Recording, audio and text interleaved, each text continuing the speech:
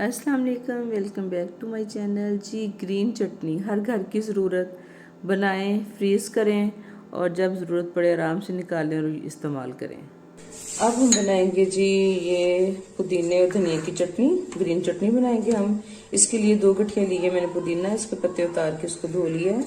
सब्ज़ धनिया लिया है कुछ, 1 गठिया सब्ज़ धनिया था मेरे पास, 7 सब्ज़ मिर्चें हैं और ये कुटी हुई लाल मिर्चें हैं। चिली फ्लेक्स आधा टीस्पून, आप चाहें तो सब्ज़ मिर्चें ज़्यादा डाल लें, लेकिन ये मुझे इनका टेस्ट भी अच्छा लगता है इसलिए मैं ½ टीस्पून ये भी डाल रही हूँ।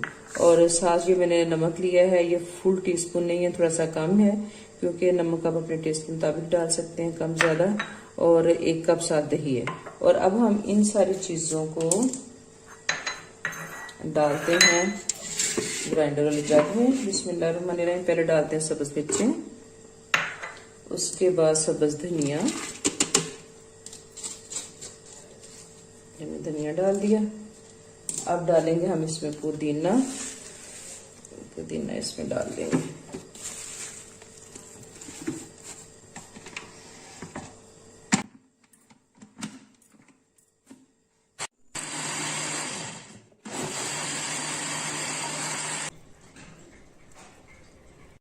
अब मैं इसमें सारा डाल के रख दूँ, सब क्यूब्स फिल करके, और जितनी ज़रूरत होगी निकाल लेंगे।